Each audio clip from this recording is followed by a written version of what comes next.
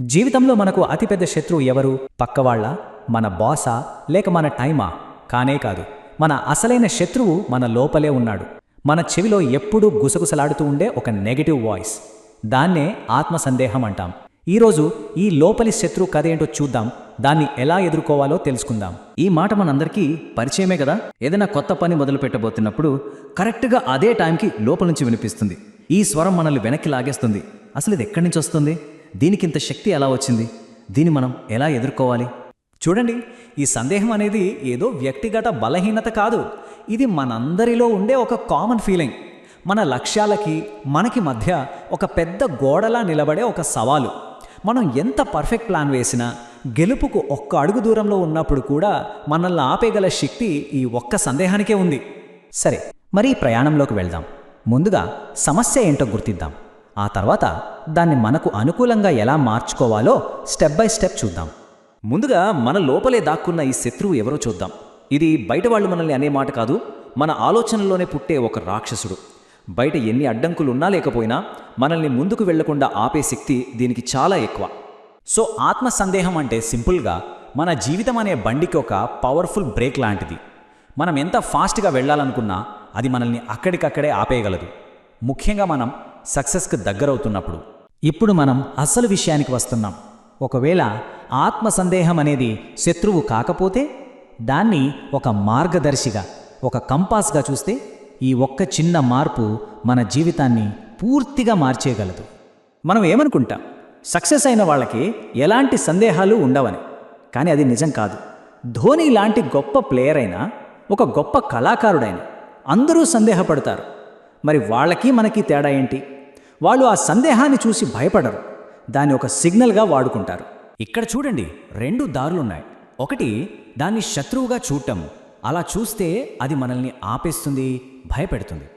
కానీ రెండో దారి దాన్ని ఒక దిక్సూచిగా చూడటం. అప్పుడు అది జాగ్రత్త, నువ్వు చేయబోయే పని కొంచెం కష్టమైంది, ఇంకొంచెం ప్రిపేర్ అవ్వు అని మనకు హెల్ప్ చేస్తుంది. ఈ రోజుల్లో మనందరికీ ఉన్న పెద్ద సమస్య పర్ఫెక్షన్. ప్రతిదీ పర్ఫెక్ట్గా ఉండాలి, పర్ఫెక్ట్గా మొదలవ్వాలి అనుకుంటాం. ముఖ్యంగా సోషల్ మీడియా వల్ల ఈ ఒత్తిడి ఇంకా పెరిగిపోయింది.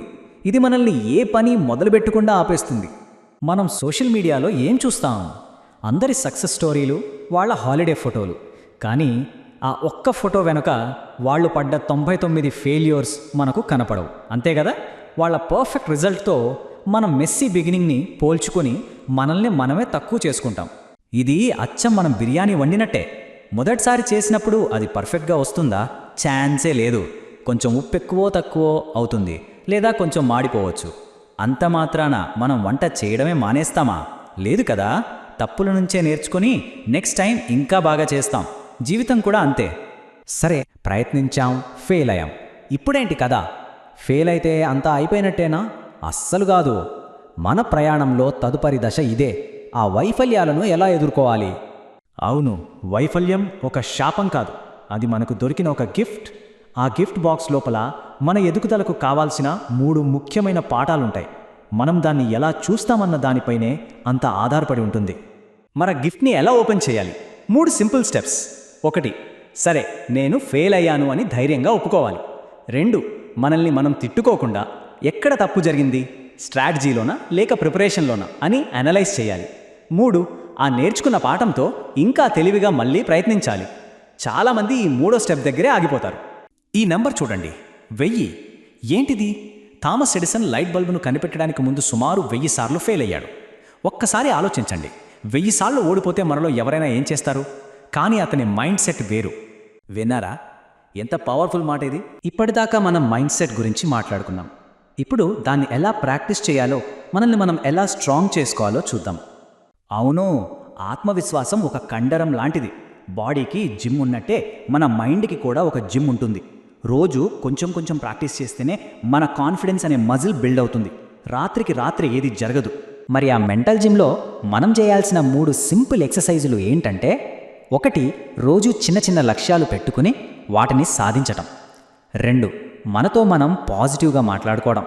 మనల్ని మనం తిట్టుకోకుండా మనకు మనమే ఒక మంచి ఫ్రెండ్లా సపోర్ట్ చేసుకోవాలి. 3, ఇతరులలో తప్పులు వెతకడం మానేయడం. మనం బయటకు ఎంత పాజిటివిటీ ఇస్తే మన లోపలికి అంత పాజిటివిటీ వస్తుంది. సరే, ఇక ముగింపు దశకు వచ్చేశాం.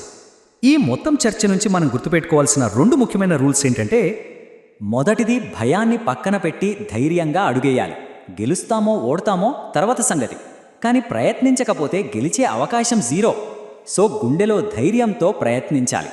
రెండోది, తప్పులు చేయటం కామన్, వాటి నుండి నేర్చుకుని ఒక చిరునవ్వుతో ముందుకెళ్ళిపోవటమే లైఫ్. పడిపోవటం కాదు, పడినా మళ్ళీ లేవడమే ముఖ్యం. చివరిగా ఒక్క మాట, ఆత్మసందేహం, వైఫల్యం ఇవన్నీ మనల్ని ఆపడానికి వచ్చే స్పీడ్ బ్రేకర్లు కావు. మనల్ని ఇంకా జాగ్రత్తగా, ఇంకా బలంగా నడపడానికి నేర్పే పాఠాలు. తప్పు చేస్తే బాధపడద్దు, దాని నుంచి ఏం నేర్చుకున్నామని ఆలోచించాలి. సో ఈ క్షణం నుంచి గతం కంటే ఎలా బెటర్గా ఉండగలం ఆలోచించండి.